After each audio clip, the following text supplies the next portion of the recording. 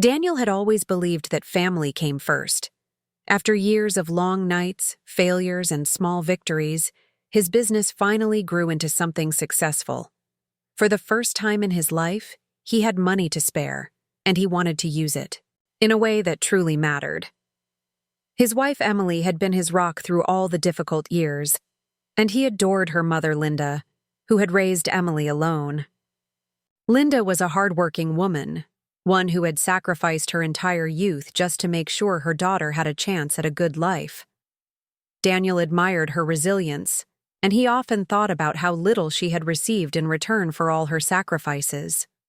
One evening, as he scrolled through pictures of cars online, an idea struck him. He would buy her a brand new BMW, a car that would show her how much she was appreciated. He imagined the look on her face when she saw it, the joy it would bring her. The day came sooner than expected. Daniel parked the gleaming black BMW in Linda's driveway, the afternoon sun bouncing off its polished hood. On top of it sat a giant green bow, tied perfectly, like something out of a luxury commercial. Emily stood beside him, holding his hand, nervous but excited. Linda stepped out of her modest house and froze when her eyes fell on the car. For a moment, her mouth opened but no sound came out. Then she whispered, Is this for me?" Tears welled up in her eyes as Daniel handed her the keys.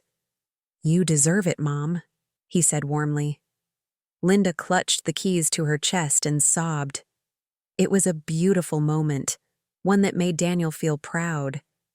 But as the days unfolded, that green bow would become a symbol of something far more complicated than love. At first, everything seemed perfect. Linda proudly showed off the BMW to friends, neighbors, and even strangers at the grocery store.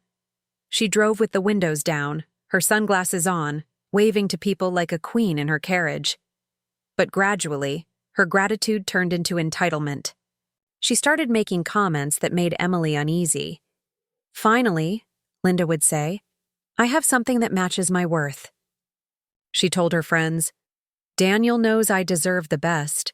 Not everyone's children know how to honor their parents like mine do." Emily laughed it off the first few times, but at dinner one evening, Linda crossed a line. "Emily," she said, her voice sharp, "you're lucky you married Daniel. He treats me better than you ever have." Emily froze, stunned, her fork hanging midair. "Mom, what's that supposed to mean?" she asked quietly. Linda smirked. "You'll understand one day when your daughter buys you something this grand." Daniel tried to brush it off, to ease the tension, but the words lingered in Emily's heart like a bruise. Later that night, she whispered to Daniel, "I think this gift might have been a mistake." He reassured her, telling her that Linda just needed time to adjust, but deep down, Daniel noticed it too. The car hadn't brought them closer, it was pulling them apart. The turning point came when Linda's sister Margaret came to visit. Margaret was blunt and didn't mince words. "A BMW? Really, Linda? No wonder you've gotten arrogant." Linda bristled. "You're just jealous because your kids never gave you anything like this." The argument escalated until Margaret stormed out, muttering that Daniel was spoiling Linda beyond reason. Before leaving, Margaret pulled Daniel aside and said, in a low voice, "Be careful. She's starting to think this car makes her untouchable." Those words would prove to be true. One rainy Thursday evening, Linda went out to dinner with her friends. On the way home, she ran a red light and clipped another car. The accident wasn't major, but the other driver recorded the whole thing on their phone. In the video, Linda's voice was sharp and full of pride. "Do you know who I am?" she shouted. "My son-in-law bought me this BMW. I don't have to answer to you." The clip spread quickly around the neighborhood. What had once been a gesture of love turned into gossip fodder. People whispered about Daniel, saying he was foolish, that he was trying to buy his mother-in-law's love, that Emily's family was spoiled. Emily was mortified. "Everyone's talking about us," she told Daniel in tears. "My mother's making us look like fools." Daniel confronted Linda gently. Mom, you need to be careful. That car was meant as a gift, not a crown. But Linda lashed out. Don't lecture me. You wouldn't have anything if I hadn't raised Emily. You owe me. This car is the least I deserve. Her words hit Daniel like a punch to the chest. He had given from his heart, but Linda had twisted his kindness into a debt. The tension grew unbearable. Emily stopped visiting her mother, and Daniel avoided calls. Yet Linda continued to drive the BMW around town as if it was proof of her superiority. Months passed, and one day the inevitable happened. Linda ignored a maintenance warning, and the BMW broke down on the highway. The repairs were costly, and she immediately called Daniel.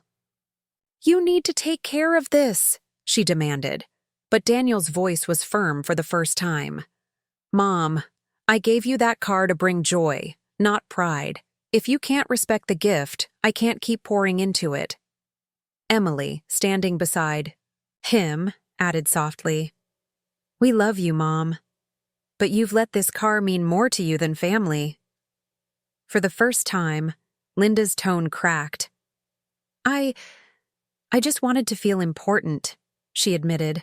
I spent my whole life working, sacrificing, never having anything of my own. When you gave me that car, I finally felt seen.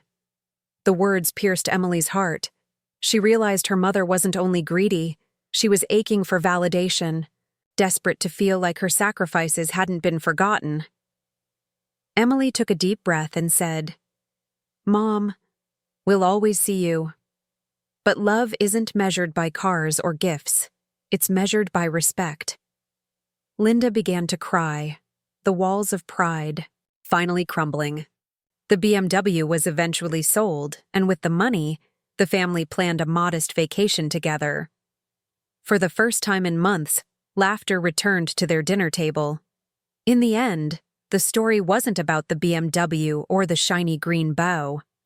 It was about how easily generosity can be twisted when pride takes root.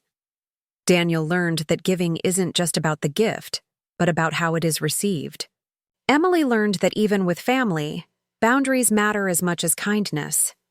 And Linda learned that true worth doesn't come from material things, but from the love and respect of the people closest to her. Because no matter how expensive the gift, no green bow can replace the priceless value of humility, gratitude, and family.